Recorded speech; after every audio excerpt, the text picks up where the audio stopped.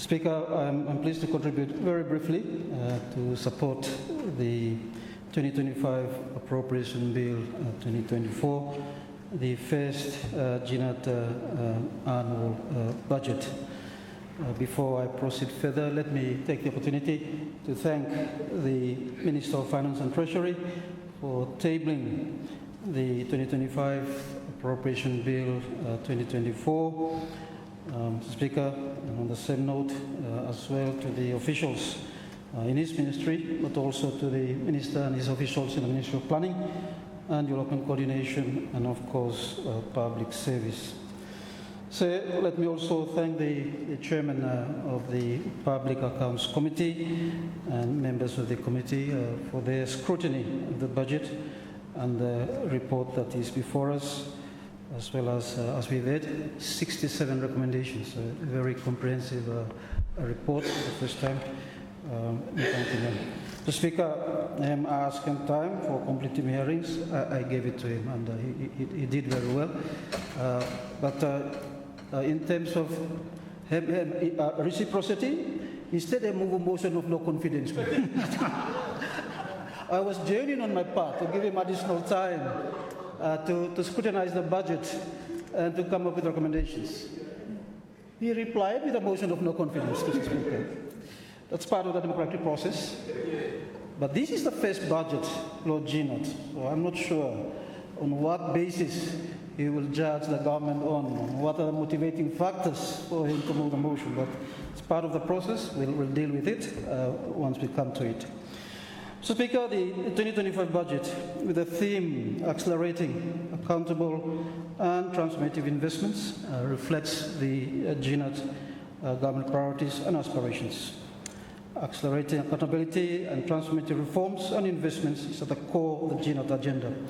The Minister of Finance will respond to the observations, the comments that have been raised by both sides of the House, especially to the Chairman of the Public Accounts Committee when he winds up the motion. Let's say this is budget blow people blame the country. I'm not blow GNUt, I'm blame your Parliament. And of course, I'm blow country blame me, as other speakers have alluded to. And it's important. It's important that we pass this budget. This is our priority. This is our priority that come Thursday night, let us pass this budget. This will be the best Christmas gift for our people in the country. So I urge both sides of the House to pass this budget come Thursday night. So the government has continued to advance its transformative agenda by implementing key structural reforms and other policy initiatives that aim to ease and reduce the cost of doing business. As I have alluded to in my remarks at the opening of the Energy Summit in September this year, the electricity tariff will be reduced by 25% over the next 3 years. The government's commitment to transitioning to renewable energy will contribute to a further reduction in electricity tariffs beyond 2027. Additionally, the tax reform agenda to broaden the tax base and enhance efficiency is progressing very well, with the value-added tax bill finalized for next year's Parliament sitting. We also have the Special Economic Zones legislation that is now before Parliament, and that will come in next year's meeting. So the leader of opposition who spoke earlier made reference to the fact that there is hardly any transformation in the budget. I beg to differ from that observation. So, Speaker, transformation takes time. It takes time, whether it's social or economic transformation.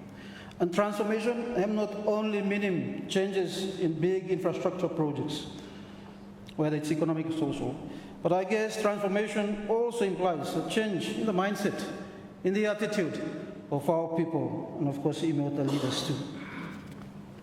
So, Speaker, in pursuing its transformative agenda, the government continues to foster greater collaboration with partners in areas of mutual interest and accelerate investment in key economic infrastructure projects. The GNUt committed to ensuring development partners adhere to and align their programs with government policies, has hosted, therefore we have hosted a roundtable discussion, as the Minister of Planning alluded to earlier, with partners to align their commitment to the current government's policies. The chairman of the PAC did make reference to the need for the non-appropriate part of the budget to be appropriated. I'm sure the Minister of Finance will respond to that.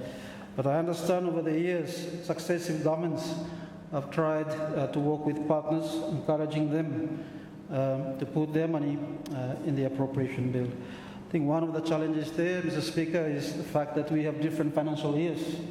So partners cannot really make commitments to be in line with our commitments in our financial year. But this is work that we need to continue to pursue. Mr. Speaker, the 2025 budget demonstrates the government's commitment to strategically allocate fiscal resources to deliver services to our people. This budget, developed through a consultative approach, reflects the government's commitment to implementing its policy to recover and forge the path towards sustainable growth. The budget prioritizes key sectors and addresses cross-cutting issues such as infrastructure, human capital, environmental sustainability, and good governance. On this note, or at this juncture, let me take the opportunity, Mr. Speaker, to thank all my ministers who have spoke earlier, since yesterday, in supporting the budget and in highlighting the initiatives, the efforts that they will undertake to implement the budget next year. We do note that it will not be an easy year, but I am confident that with the leadership of the Minister of Finance and Treasury, as well as the passion that has been demonstrated by my ministers, we will do our best to implement the budget, to deliver goods and services for the people of this country. Mr. Speaker, in the past 8 months since GNUt came into office, we have endeavoured to strengthen the public service by appointing and confirming key positions in respective ministries, as we have heard earlier by the Minister of Public Service. That had been vacant since last year, and completing organisational performance reviews for key ministries. Set to deepen our bilateral relationship and promote investment cooperation that GNUt has hosted and attended meetings to expand bilateral and multilateral relations.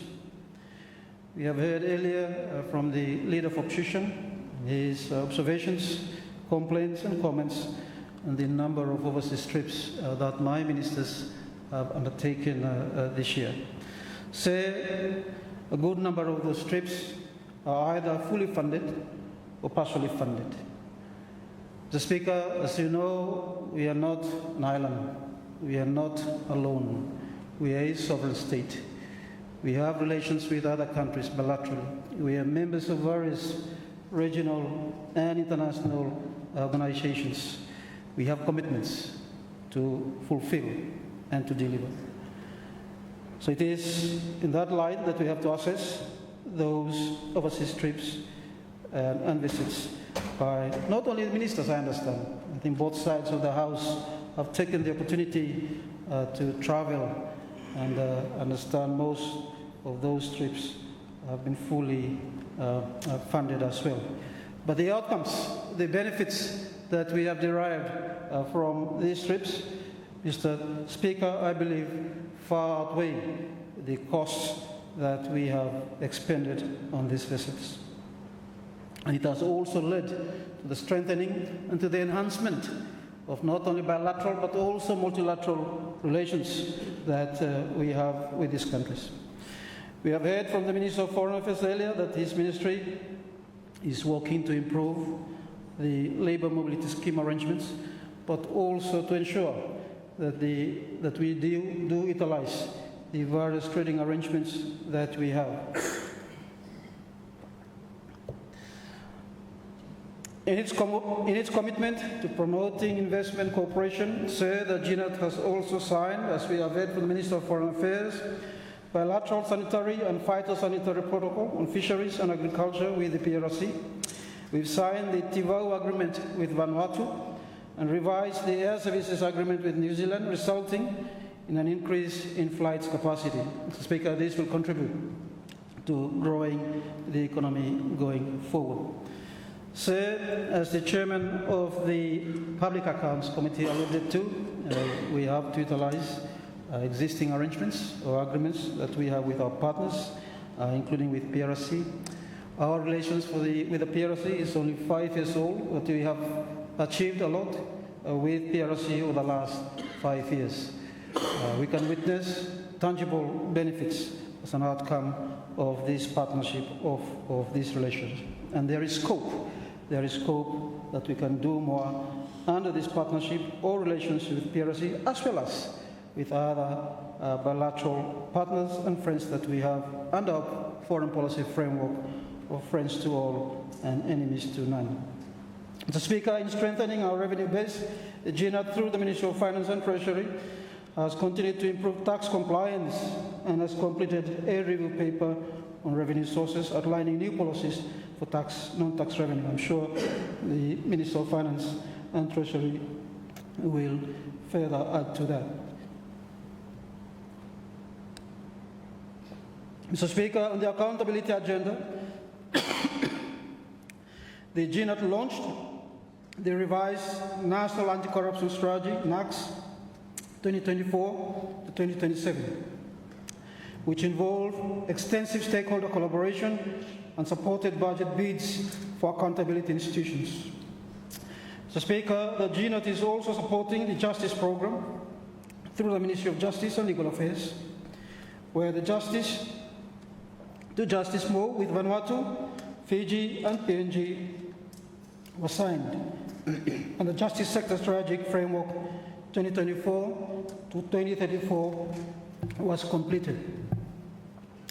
In terms of infrastructure development, Mr. Speaker, as the Minister of MID has alluded to earlier this morning, this ministry continues to undertake work on the infrastructure sector as we speak. On this note, Mr. Speaker, allow me to express our government's deepest gratitude to our development partners, whose unwavering support continues to propel our nation's infrastructure going forward. Mr. Speaker, on this note, let me also thank the People's Republic of China for the generous support of the Aoki-Tasiling Road project. Again, this is yet another addition to the ongoing collaboration between our two countries. Their commitment, say, has brought about or will bring about a transformative development that improves connectivity and strengthens our community's economic and social fabric. Mr. Speaker, on the same note, let me also appreciate the Australian Government through the Department of Foreign Affairs and Trade for its steadfast contributions towards the maintenance and rehabilitation of various infrastructure projects around the country, including the rehabilitation of South Road in Malaita. This partnership reflects the strong bond between our nations and underscores Australia's dedication to the long-term sustainability of the Solomon Islands infrastructure. Mr. Speaker, the policy outlook for 2025 is both ambitious and transformative, as we aim to initiate critical projects that will shape the future of our nation's infrastructure and maritime sector.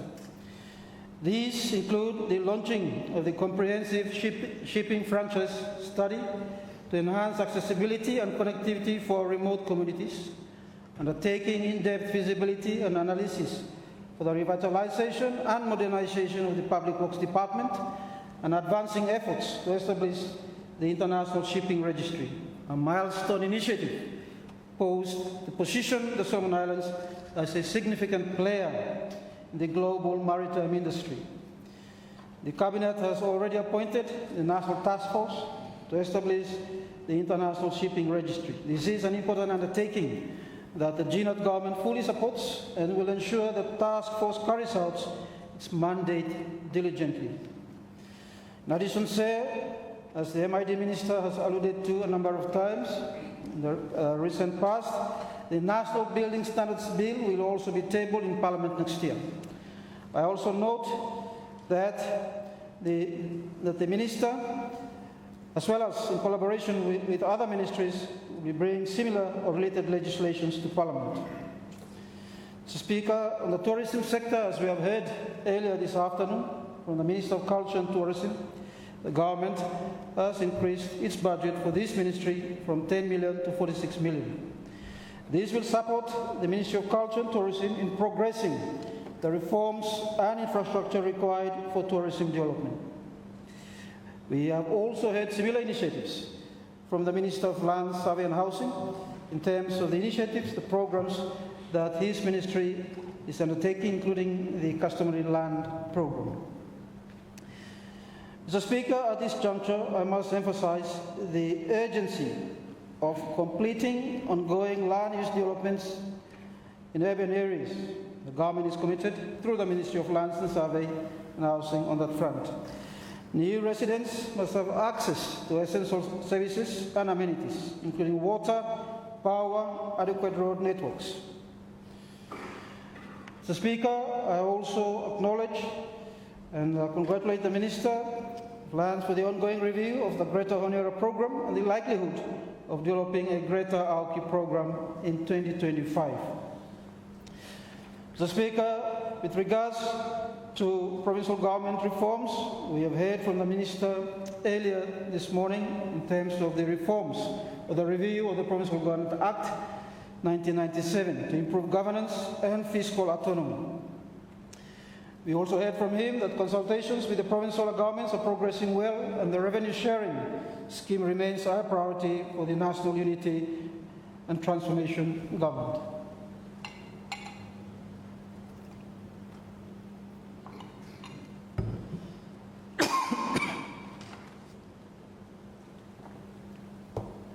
We have also heard similar updates, Mr. Speaker, and I won't repeat them, from the Minister of Police and National Security in terms of the progress of the reforms and of the activities under that ministry. Mr. Speaker, the GNUt government values our hard-working teachers and is committed to implementing a new salary structure for them next year, as alluded to by the hard-working Minister of Education and Human Resources Development.